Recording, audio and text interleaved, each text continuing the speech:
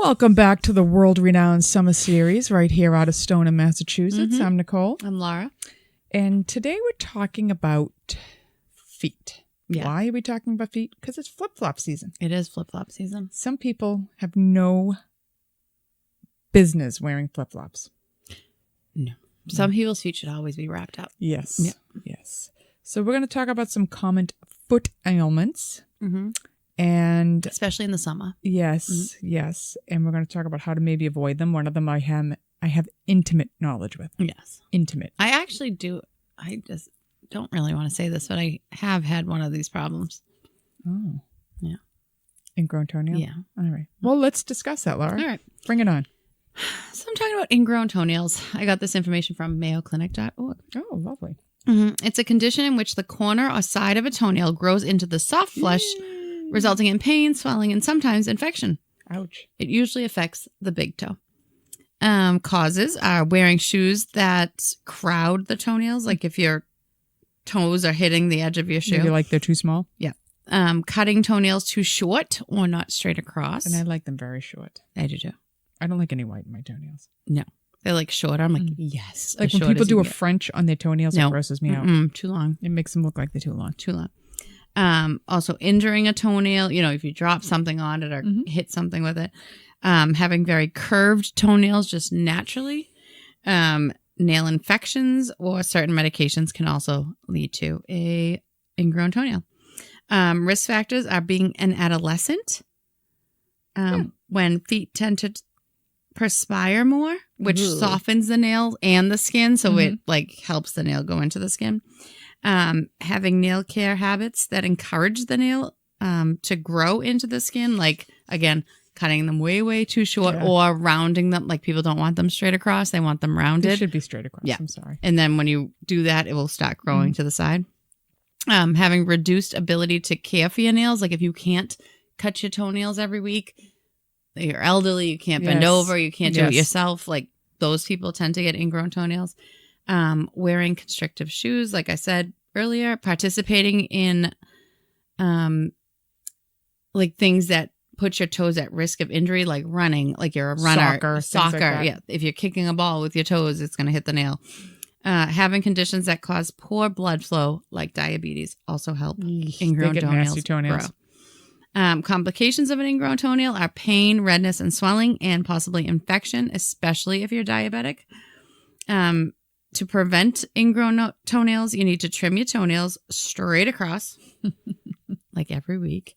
If you have diabetes or another condition that causes poor blood flow to your feet, go to a podiatrist regularly for them to cut your toenails. Like, don't do it on your own. Let them do it. Keep toenails. I believe insurance sometimes covers that. I think they sometimes. If you're diabetic, I think they do. If you're diabetic, my aunt's just old and they don't cover it. Yeah. But you should keep your toenails at a moderate length. Trim so they're even with the tops of your toes, which to me is way too long. I agree. And mine are way under. When the I go for a toes pedicure, they're always like, "I can't go any shorter." I'm like, "Please go shorter." And yes, she's go like, all the way short. No, I can't. I can't do shorter. If you trim them too short, the pressure from your shoes on your toes may direct the nail to grow into the tissue. Wear properly fitting shoes to avoid pressure on your toes. Wear protective footwear if you ever have activities that put you at risk for injury to your toes. So if you're working construction, something could fall on your toes. Wear the steel toe shoes. Check your feet like weekly, especially if you're diabetic, for signs of ingrown toenails or other foot problems. To treat ingrown toenails, these are awful. You can, quote unquote, lift the nail. Not you. Your doctor can, quote unquote, lift the nail. So if you have an ingrown toenail, you have to go to the podiatrist, and this is what they can do. They carefully lift the edge and place gauze, floss, I'm getting or a like splint under it. So it like pain, like the inside of you just gets tingles from the pain. So they pick the edge up out of the skin and put something under it so it doesn't grow into it. They can't cut it because it will continue to go back in. They do sometimes, but that's like further. So this separates the nail from the skin and helps the nail grow above the skin, so it's not growing into the skin. And it usually takes 2 to 12 weeks to like grow out and away from the skin. 2 to 12, that's a long time. If they do this, you will need to soak and replace the splint or whatever they put onto there every day at home. For 12 weeks. Yeah, 2 to 2. Yeah, could be 12. Or the doctor can use collodion which does not need soaking and changing daily, but it does the same thing. They can, quote unquote, tape the nail. The doctor will pull the skin away from the nail with tape. So it's like a, like a splint almost. You know when we do the butt cheeks? Yes. For hemorrhoids? Like Yes. we spread them apart. You're pulling that skin back from the edge. They can place a gutter splint under the nail. The doctor numbs the toe and slips a tiny slit tube underneath the embedded nail. It stays until the nail has grown above the skin edge. This helps ease the pain. Like sometimes they're very, very painful. I would think it would be so extremely if you put painful. this splint under, it will relieve all that pressure of it growing into the skin. They can do a partial nail removal. This is for a more severe ingrown nail. If you have pain, pus, swelling, the doctor numbs the toe and trims or removes the ingrown portion of the nail. It can take 2 to 4 months to grow back. They don't just take the nails piece out. It goes down to the root, like and the bed of toenails it. take forever. Yeah. And then they can remove the nail and the surrounding tissue. If you have like repeated ingrown toenails, like if they've treated it, it's not going away, it keeps coming back. The doctor may suggest removing a portion of the nail and the nail bed. This may prevent that part of your nail from growing back ever. They will numb the area and use a chemical, laser, or other methods to remove the tissue. Ew. Yep.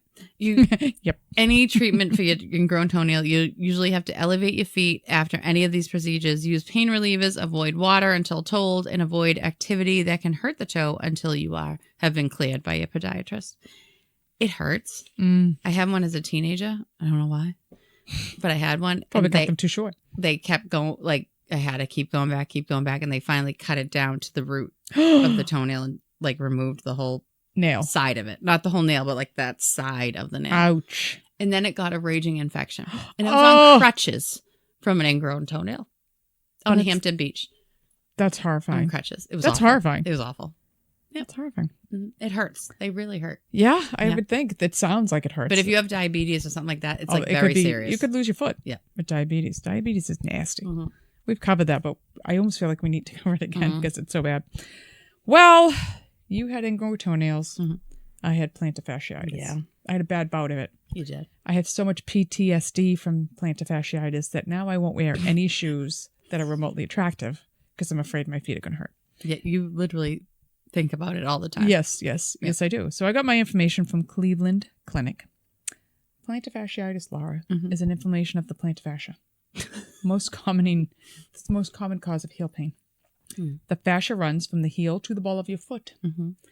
It connects all of your foot bones and it creates your arch, which I did not know. Oh, makes sense. When inflamed, it makes it extremely painful to walk. It makes it feel like somebody has a sword jamming into your heel with every single footstep. Seems like and when you're not walking, it feels like somebody has a blowtorch on the bottom of your feet. It's a good time. It usually occurs 1 foot at a time, as did mine. I mean, at least you have that. Well, at least you have one good one foot for a year and a half, second foot for a year and a half. But it can be in both, which would be a nightmare. 1 to 10 people will develop plantar fasciitis over a lifetime. Really? Yes. Wow. It's very, very common. I can remember working with one of the nurses and she was out for a year with it. I was like, with plantar fasciitis, seriously? And God paid me back. So the symptoms of plantar fasciitis are heel pain, excruciating heel pain, heel pain that makes you want to cry, heel pain that makes you cry on the way over to the garage when you're at night because it hurts so bad you're limping over, pain in your arch, stiffness, swelling around the heel, and a tight Achilles tendon. Oh. Your Achilles tendon is so tight it aches. It aches. So it's painful. So what happens is you get your little plantar fasciitis and you're walking around all day and it kind of numbs up a little bit when you're walking around all day. And then you go to bed. And then after you go to bed, you get up to go to the bathroom. And now your feet have gone from a relaxed position, which is actually shortening the plantar fasciitis, to now you're stretching it back out again to step. And it feels like your foot is on fire. So you will feel a stabbing foot pain in your heel or constant ache after sleeping or sitting and you go to stand up. Exercise or moving helps relieve the pain, but it'll worsen when you stop. I can attest to that. And you have increased pain in the morning because you've been sleeping all night. Causes, I don't know, Maybe you work in the OR for 31 years and you were Stand on scrubbed for concrete 10 floors. and you stand on concrete floors for 12 hours at a time. So maybe standing on your feet all day. Sports can do it. Working or exercising on hard surfaces, which almost every operating room in the world has. Exercising without stretching or warming up. Laura? Any day now. It's coming any day Stretching or warming up. Wearing flip-flops, flats, or flexible sneakers.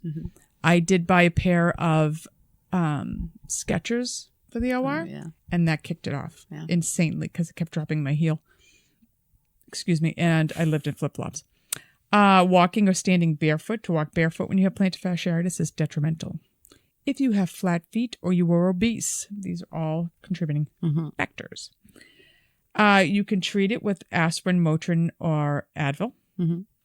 Everybody's going to tell you, get the water bottle, put it in the freezer, and then run your foot over the water bottle for 10 to 15 minutes 2 times a day. Didn't do shit for me. Supportive shoes. I was a non-believer of Hoka's. Thought they were ugly. I thought they were overrated. And after 2 years of dealing with plantar fasciitis, I bought a pair of Hoka's, and it has changed my life. Immobilization in a boot. I did that as well on both feet. Massaging or stretching. So at my home, I still have a calf stretcher, which it comes up in an incline. Oh, yeah. And you put your heel on the bottom of it and you stand on it so your foot is like almost at a right degree. When I didn't realize how tight my calves were. Yeah. Let's just say that. I didn't realize. So when I would go, I had PT for it, which you can also do. The PT, they were like, it's your calves. My calves were so tight, it was pulling on the plantar fasciitis. And I would get on the heel stretcher and it was like heaven. Yeah. You can get corticosteroid shots. Those are fun. So you go in and you're going to go into like an ultrasound kind of MRI thing. It's not an MRI, but they're looking. They do under guidance. They're going to put that needle in the most sensitive part of your foot. But instantaneous relief. I had instantaneous relief. You get that sweat. Yes. Yeah. Like, so I'm in there and I'm on my belly and I'm watching my phone and I'm at a teaching hospital. So of course the attending is teaching and he's trying to distract me and he's trying to talk to me. And I finally turned around and I said, listen, I know what you're doing. I'm good. I'm watching Seinfeld. Leave me alone and just get this fucking thing done. All right? Just teach her and get it done. I'm already sweating. I know I don't need to be distracted. And he was like, okay, all right. Okay. I'm like, just get it done. I know what's coming. And when I know pain's coming, I can control myself pretty good. I had 3 kids. So you're going to get a shot right where it hurts the most, but it does make a huge difference.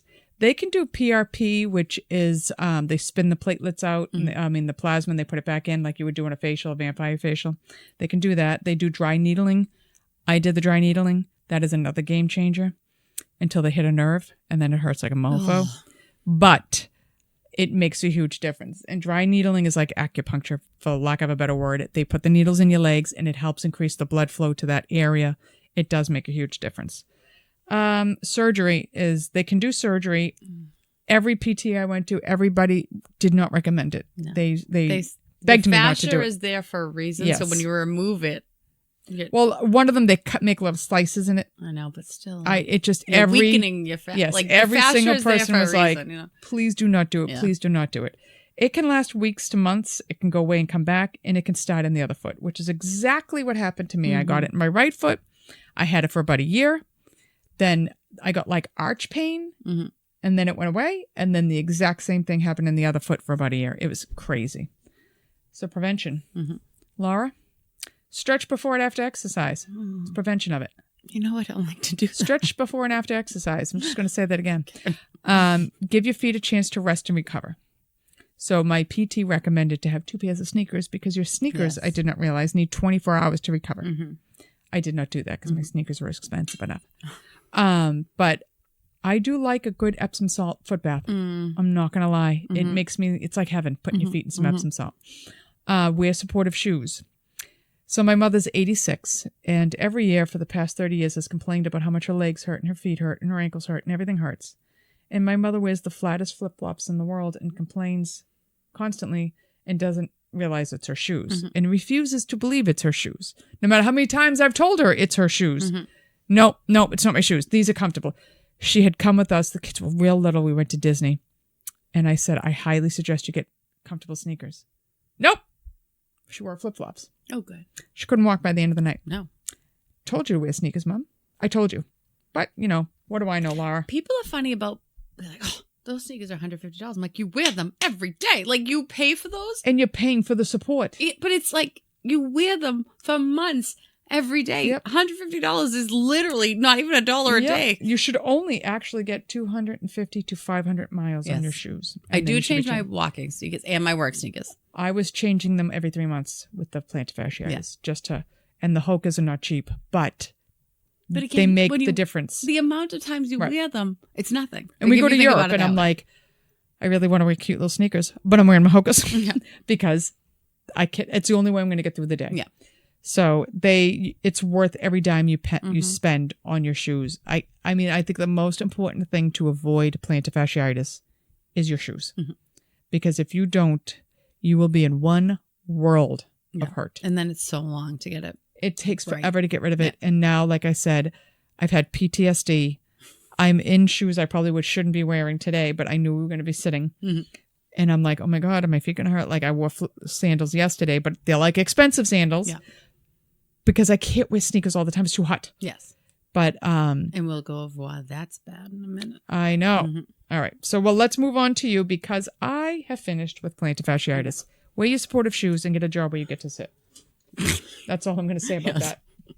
And apparently stretch before you work out. And stretch before and after you work out. I don't have time Heather for that. Robinson knows it. I do not have time for Heather that. Robinson knows it. Skip those stretches. When you hit 50 in menopause, you'll be starting to do it. I'll have to make time. All right. Well, I'm talking about athlete's foot. Blech. Or tinea pedis. I've had it. It's gross. You have? I've had it. Ew. I've had it. And my feet peeled like... Yeah, it's a lot of peeling. It's disgusting. Yeah. So athlete's foot is a fungal skin infection that usually begins between the toes.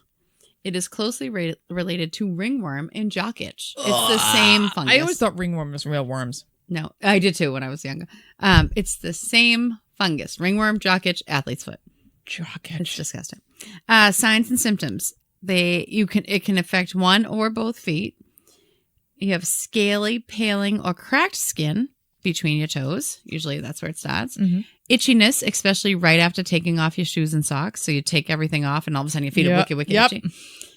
Inflamed skin that might appear reddish, purplish, or grayish, depending on your skin tone. Burning or stinging. Blisters. Blisters. Yeah. Dry, scaly skin on the bottom of the foot that extends like up the side, like that whole pad of your foot. You should see a doctor if you have a rash on your foot that doesn't improve within 2 weeks of beginning self-treatment with like an over-the-counter antifungal product. Or if you have diabetes and even suspect you have athlete's foot, you need to go to the doctor right away. It is caused by the fungi dermatophytes.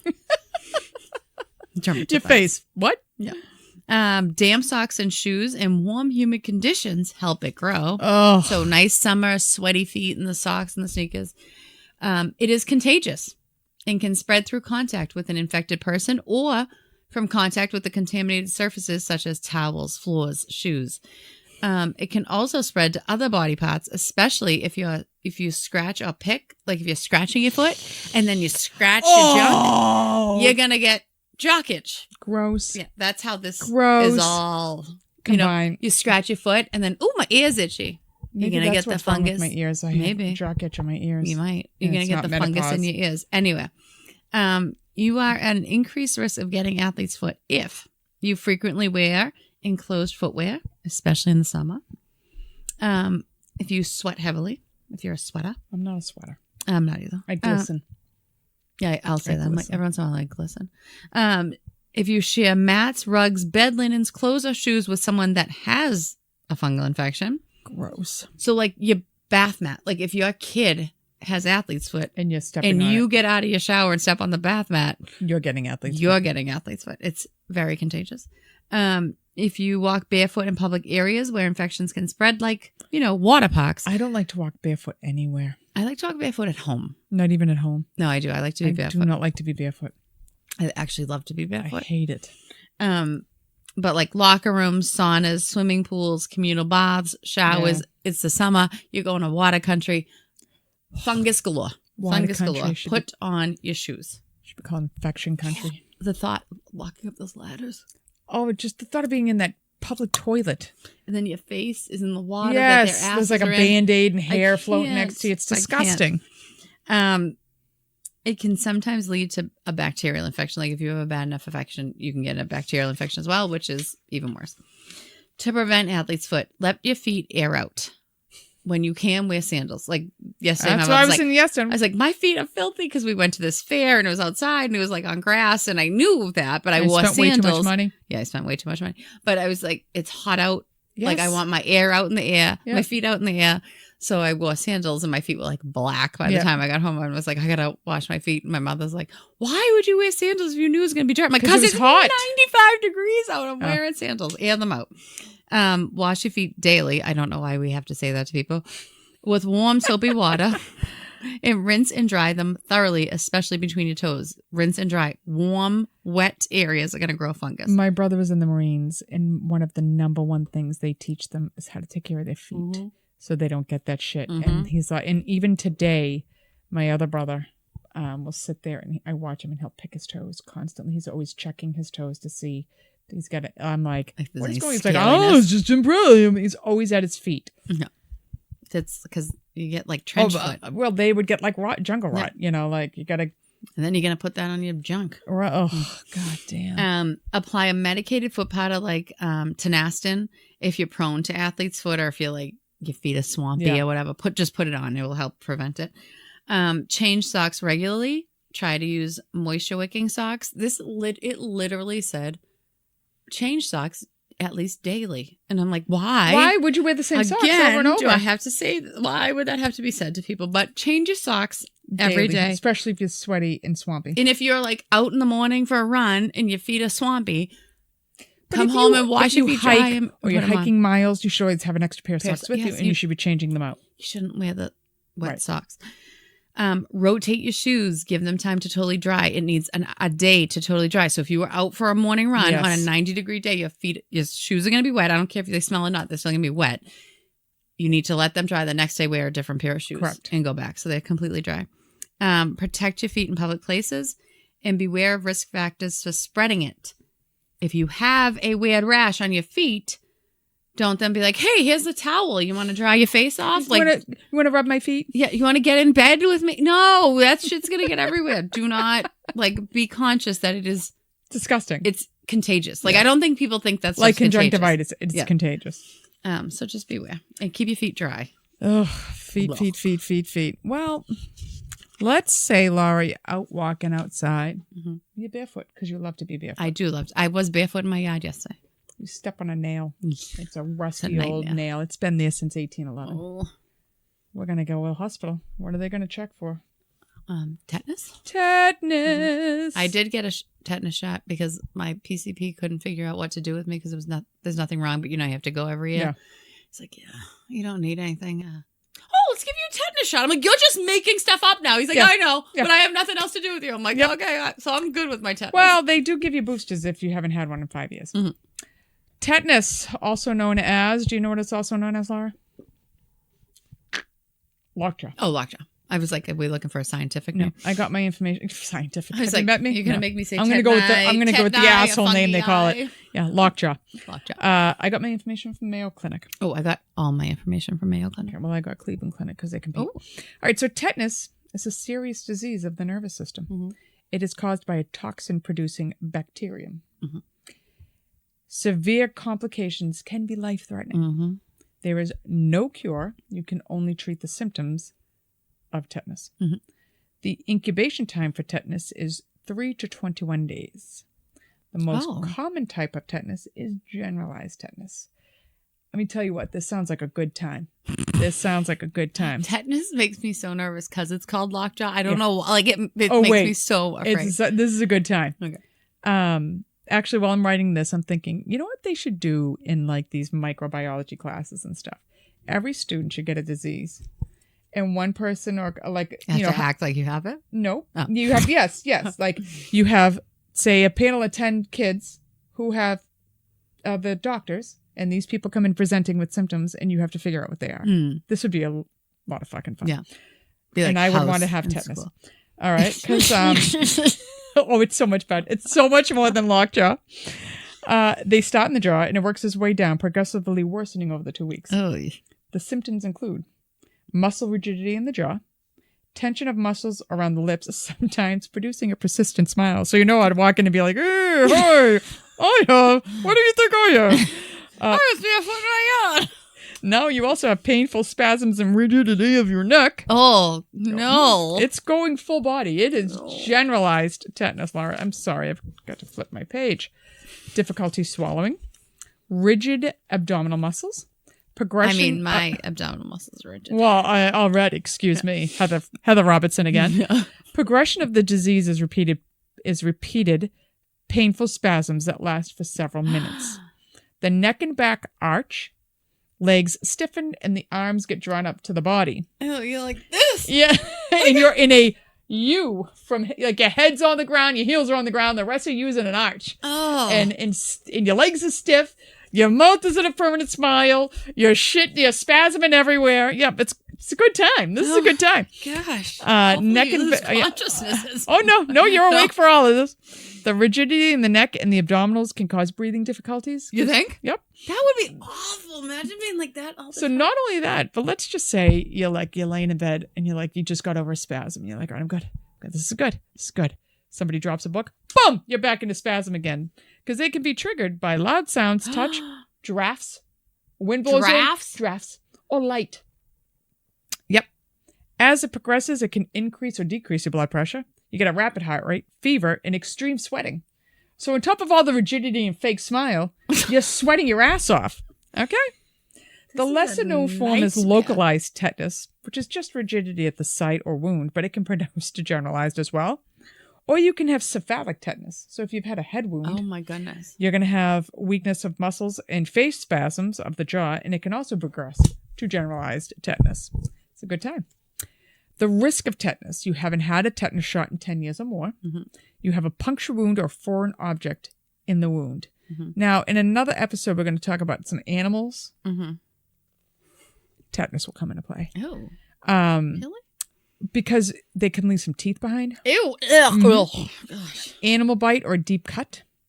Wound is contaminated with dirt, soil, feces, rust, or saliva. That's if you're walking outside, just like the bottom of your shoes, there's shit all over. Or you're on a motorcycle and you go sliming off into the woods and you road rashed all the way into that dirt. Yeah. All right.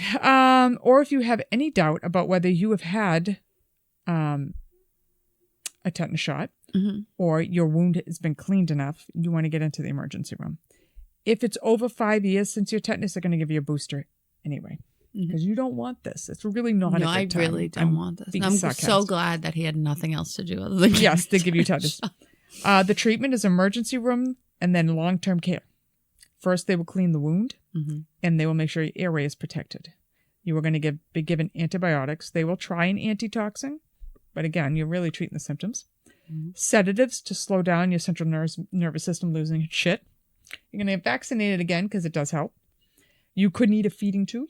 Well, yeah, and then you can't swallow or anything. You treat the symptoms, and it can be an extensive recovery from tetanus.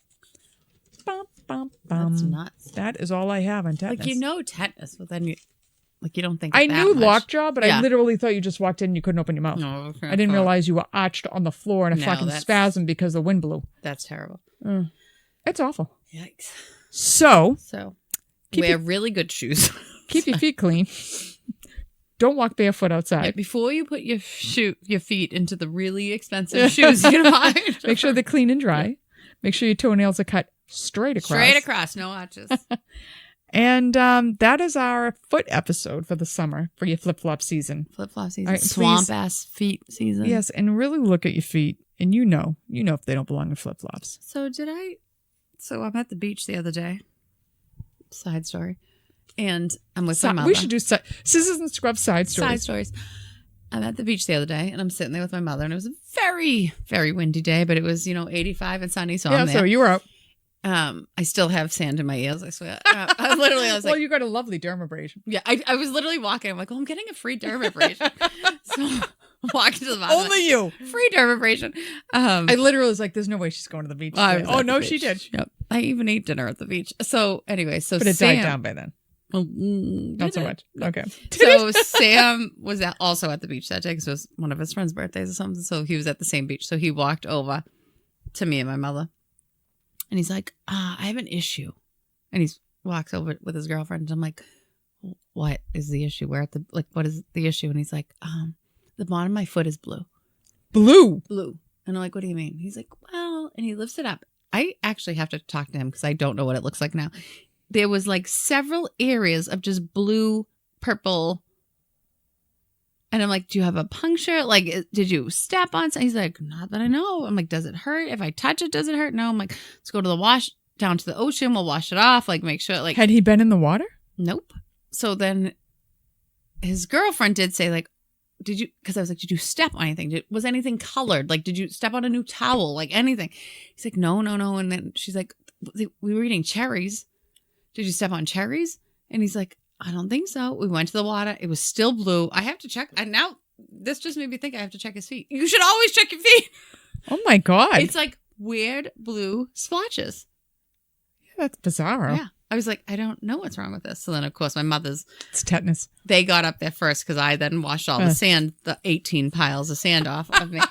And we get back up there. My mother's like, what did you say? And I said, I don't know. Maybe he stepped on blueberry. I don't know. Maybe he stepped on a towel. She's like, nothing. I knew that's what you were going to say. It's nothing. And Oh my God, Maureen. Oh, Maureen. I'm like, I don't know what it is, but it's weird. But it does look like a dot. It was the weirdest thing I've ever seen. That's but I was bizarre. like so afraid he's like got stuck with something. But there was no puncture wounds.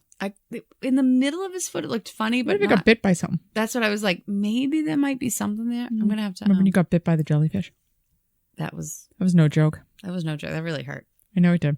And I really thought it was a shock. Things I didn't know before. Because it was so, remember the water was so rough and it was so dark. Yeah. Like you couldn't see in the water. Like No, I that couldn't water even see my freaks me legs out. in the I don't water. like that And water all freaks of a me sudden, out. I had a severe sharp pain in the back of my leg. There was a million Bull people shark. in the water. And I was like, I just got bit by a shark. Like that's exactly what I felt like I got. It was so sudden and so severe. I was like, I just got bit by something. And I was like, how am I going to get, like, you were in front of me, Sam was in front of me, Vienna was in front. I was like, how am I getting these people out of here without them getting bit by a shark? And I was like, and there was like 1,000 people in the water. I'm like, what am I going to do? And I was like, I put my hand down. I was like, no, there's no blood. Like, I'm not bleeding. Right.